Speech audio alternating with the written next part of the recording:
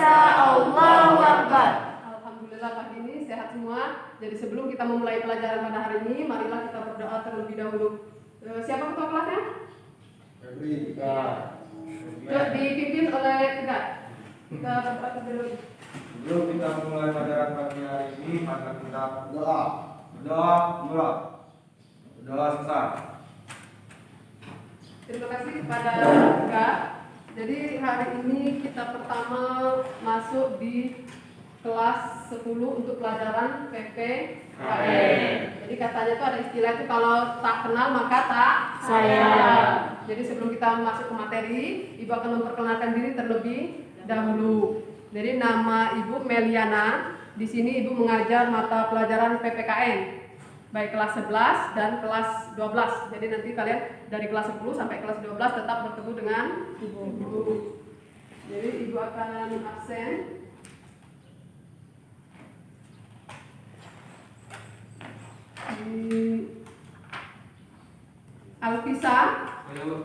Alvisa dari SMP mana? Ayu Adania. Dari SMP mana Ayu? MTS Negeri 1 Morenin. MTS Negeri 1 Morenin. Arsandi. Arsandi dari SMP mana? Oh sudah sekelas ya. Fajar, Ibu cek kerapiannya dulu ya. Sudah rapi di kanan kiri, lihat ada sampah atau tidak? Tidak ada? Tidak ada. Atribut lengkap pakai ya. Oke, berarti anak-anak Ibu sudah rapi dan sudah ganteng-ganteng, sudah cantik semua.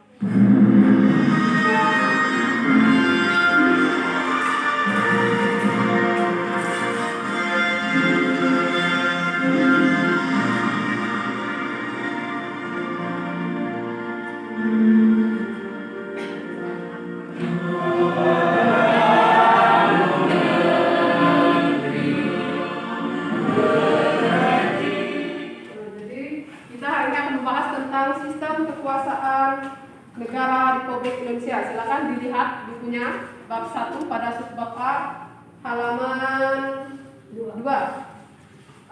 Jadi tujuan pembelajaran yang ingin kita capai atau yang ingin kita dapatkan itu yang pertama adalah kita memahami macam-macam kekuasaan negara. Kemudian yang kedua, siswa itu diharapkan nanti mampu menganalisis pembagian kekuasaan secara horizontal. Yang ketiga, siswa mampu menganalisis pembagian kekuasaan secara vertikal.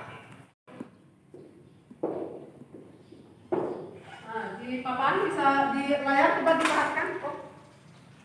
Di layar perhatikan. Jadi kekuasaan itu kita bagi menjadi dua menurut para ahli. Yang pertama menurut John Locke, yang kedua menurut Montesquieu. Yang kita akan bahas dulu menurut John Locke. Coba Rana dibacakan menurut John Locke itu apa? Menurut John Locke, kekuasaan legislatif membuat undang-undang, kekuasaan eksekutif melaksanakan undang-undang, kekuasaan federatif melaksanakan hubungan luar negeri. Nah, jadi menurut John Locke itu ada 3 kekuasaan negara. Yang pertama adalah kekuasaan legislatif. Nah, kekuasaan legislatif ini adalah kekuasaan untuk membuat undang-undang. Yang kedua adalah kekuasaan Eksekutif. Itu adalah pelaksanaan untuk melaksanakan undang-undang. Yang ketiga adalah kekuasaan Federatif. Ya, nanti tugasnya ada di KPD.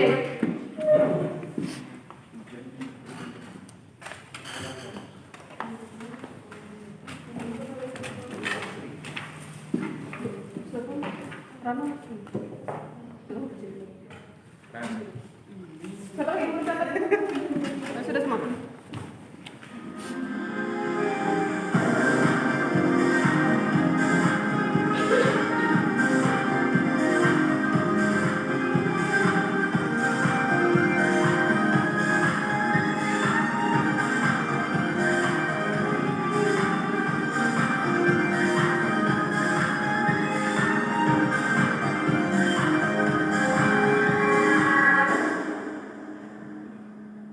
Silakan dikerjakan bersama-sama.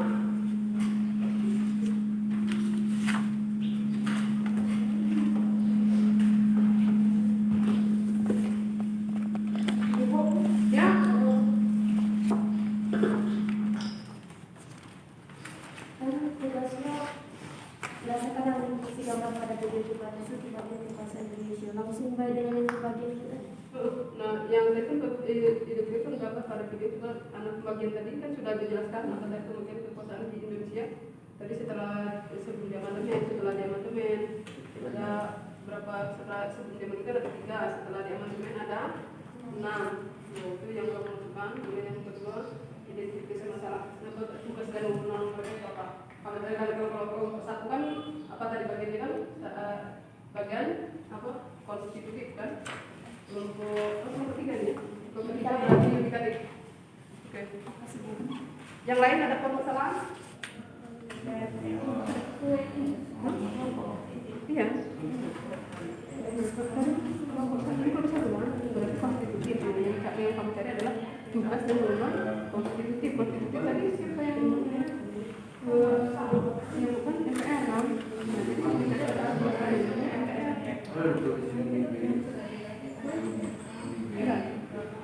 Itu DPR. MPR. Kalau konstitutif dia adalah DPR.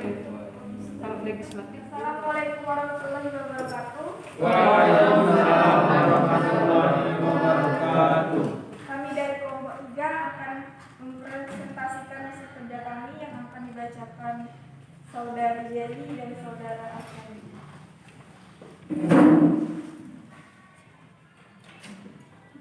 Baiklah, saya akan mempresentasikan hasil kerja kami. Yang pertama, pembagian kekuasaan di Indonesia terbagi menjadi 2. Yang pertama yaitu pembagian secara horizontal. Secara horizontal terdiri dari kekuasaan konstitusi, kekuasaan eksekutif, kekuasaan legislatif, kekuasaan yudikatif, kekuasaan eksaminatif, dan kekuasaan moneter. Yang kedua itu kekuasaan vertikal. Kekuasaan vertikal terbagi menjadi 1 pemerintah pusat, 2 pemerintah provinsi, dan 3 pemerintah kabupaten atau kota.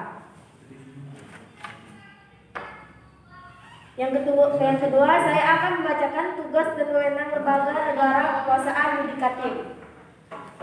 Tugas dan wewenang kekuasaan yudikatif yaitu kekuasaan untuk menyelenggarakan peradilan guna menegakkan hukum dan keadilan.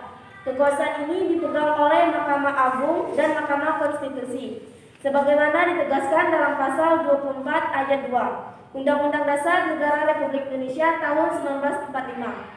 Yang menyatakan bahwa kekuasaan kehakiman dilakukan oleh sebuah Mahkamah Agung dan Badan Peradilan Umum, lingkungan peradilan agama, lingkungan peradilan militer, lingkungan peradilan tata usaha negara, dan oleh sebuah Mahkamah Konstitusi. Baiklah, selanjutnya akan dibacakan oleh Saudara Arsani Tiadi.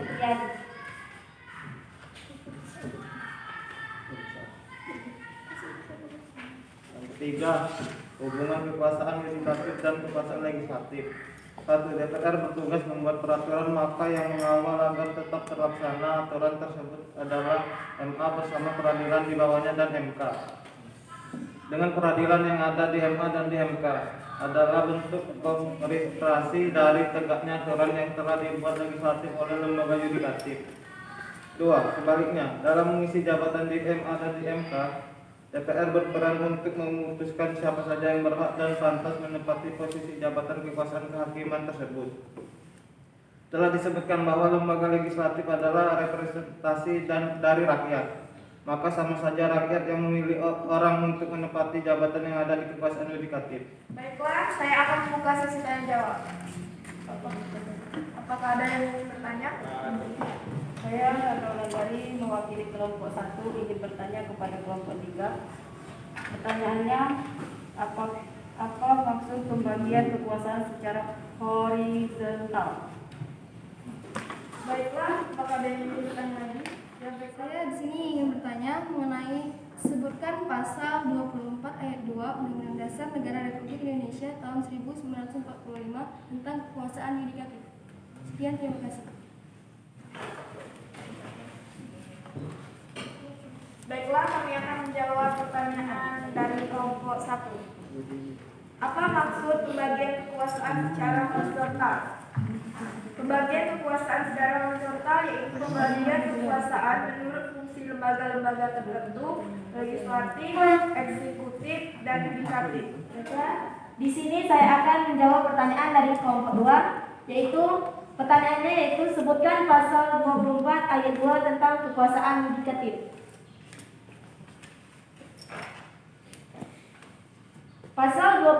ayat 2 Undang-Undang Dasar Negara Republik Indonesia tahun 1945 menyatakan bahwa kekuasaan kehakiman dilakukan oleh sebuah Mahkamah Agung dan badan peradilan yang berada di bawahnya dalam lingkungan peradilan umum, lingkungan peradilan agama, lingkungan peradilan militer, lingkungan peradilan tata usaha negara, dan oleh sebuah Mahkamah Konstitusi.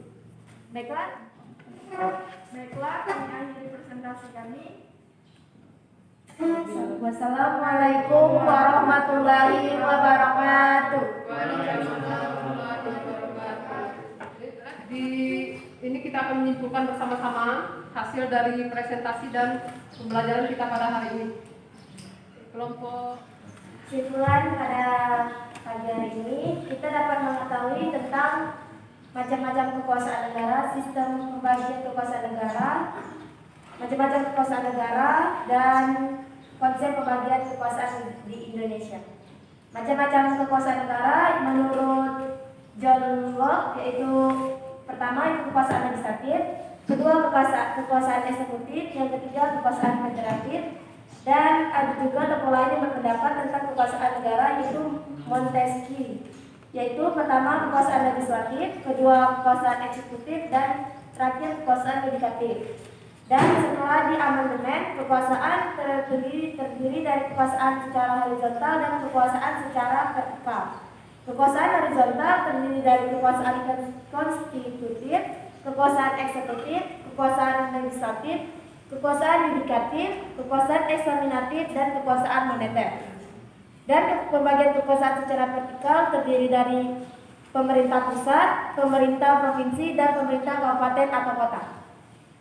Oke, terima kasih kepada Jadi. Jadi tadi sudah dibacakan dari awal sampai akhir ya, semua sudah dibacakan. Jadi kesimpulan materi kita pada hari ini adalah tentang kekuasaan negara, bahwa ada dua macam pendapat menurut ahli. Yang pertama menurut John Locke, yang kedua menurut Montesquieu. Nah, menurut John Locke tadi sudah dibacakan oleh Jelly, ada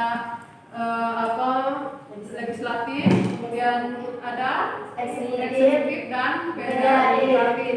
Lalu menurut Montesquieu tadi ada tiga juga, yang terakhirnya berbeda dari John Locke yaitu yudikatif. Kemudian tadi setelah di amandemen tadi sudah dibacakan juga, coba diulang oleh Fajar. Tadi setelah di amandemen kekuasaan negara kita itu sudah berkembang dari 3 menjadi 6. Coba dibacakan ulang Fajar.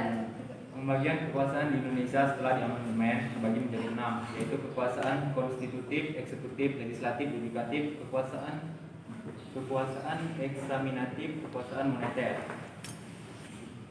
Hari ini kita akan menutup pelajaran kita dengan berdoa.